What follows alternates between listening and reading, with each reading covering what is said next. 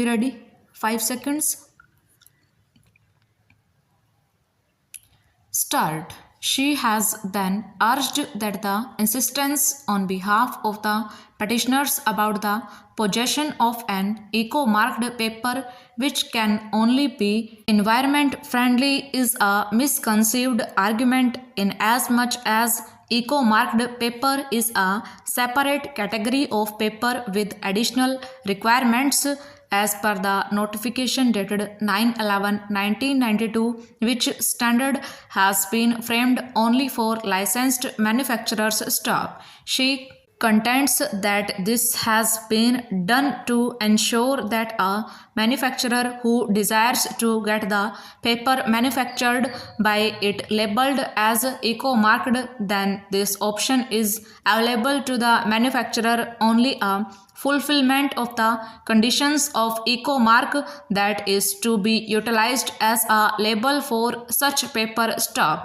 This, according to her, does not mean that only eco-marked paper is environment-friendly stock. The mark or logo so applied for by a manufacturer is therefore confined to such an option that has to be exercised in the process of manufacturing stock. It is not possible or a compulsory requirement of eco-friendly or environment-friendly paper stock. For this, she has replied on the answer given by the Bureau of Indian Standards dated 1/4/2016. A copy whereof has been filed as Annexure SCA 7 to the short counter affidavit of the state to urge that eco mark may be a particular type of standard mark, but the same is optional, and if a paper is to be possessed of eco mark only, then it has to comply with the requirements of BIS mark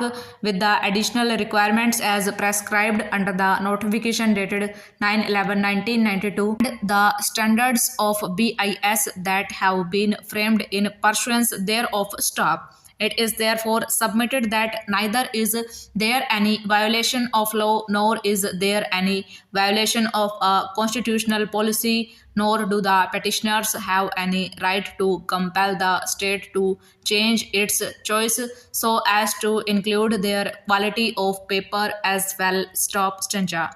Shri Anil Tiwari, learned senior counsel for one of the intervener printers, has urged that the state government has the right to change its policy, and it has therefore done away with the policy of utilization of recycled paper altogether. Stop.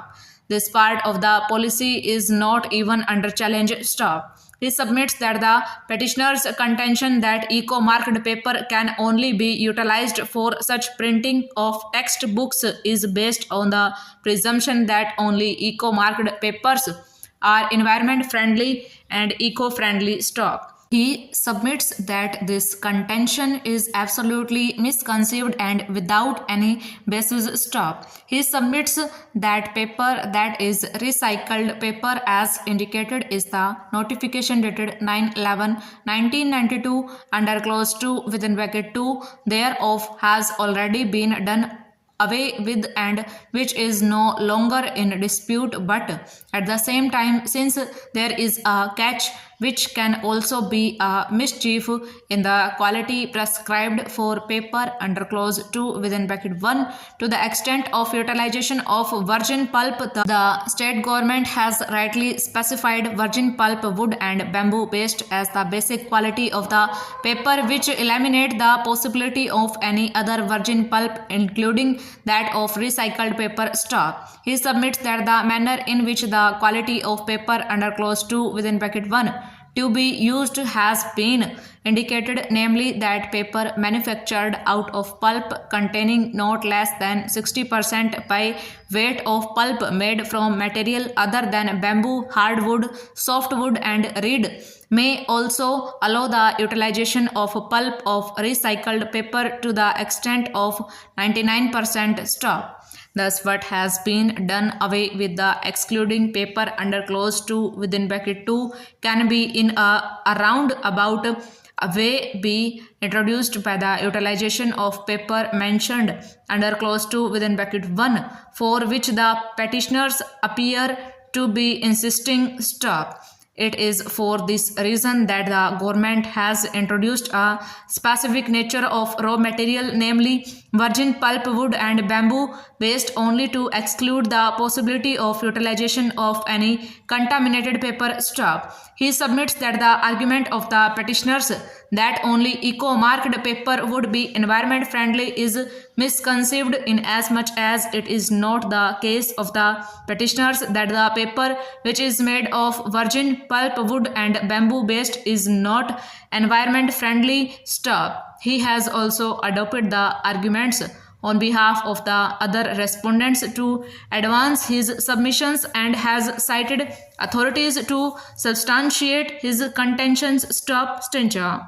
The only conclusion recorded by the inquiry officer is that since the petitioner did not cooperate with the disciplinary proceedings and that from his conduct it is clear that he does not want the proceedings to be concluded, he had no option but to record a finding that the charges stand proved. Stop. It is tried law that even if disciplinary proceedings are continued and culminate ultimately ex parte, the inquiry officer is under a positive obligation to record his satisfaction with respect to the charges leveled against the delinquent employee with reference to the evidence based upon which the employer seeks to take action against the employee. Stop. Even this rudimentary and settled principle was not borne in mind by the inquiry officer. Stop. The mistake committed by the inquiry officer, as noted above, was reiterated by the disciplinary authority,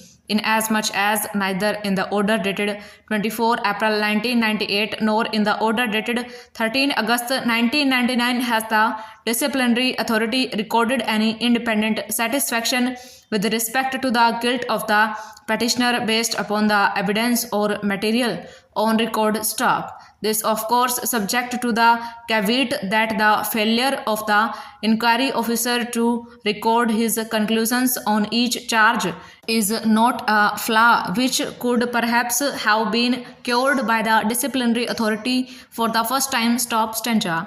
That leaves this court to deal with the last submission of Shri Mishra, that the judgment and order of this court dated 2 November 1995 conferred authority upon the corporation to continue and conclude the inquiry despite the superannuation of the petitioner. Stop. It becomes pertinent to point out here that the judgment and order of the court dated 2 November 1995 required the corporation to conclude the proceedings within a period of 8 weeks therefrom. Stop. Admittedly, this period of 8 weeks had expired long before the passing of the orders impugned. Stop.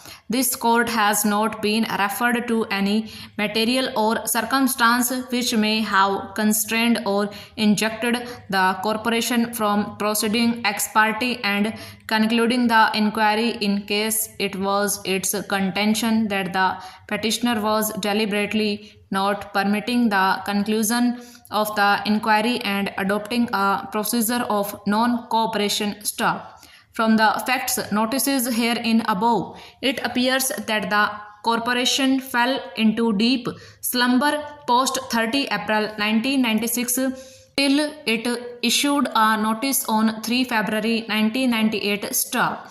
Even otherwise, this court finds itself unable to view or read the order dated 2 November 1995 as conferring or clothing the corporation with jurisdiction to continue with a departmental inquiry against a delinquent employee post his retirement in the absence of any statutory provision, rules or regulation conferring such authority upon the corporation. Stop.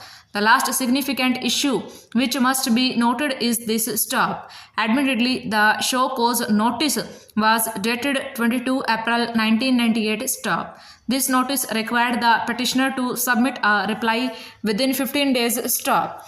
Even before the said period could expire, the impugned order came to be passed on 24 April 1998. Stop. Over.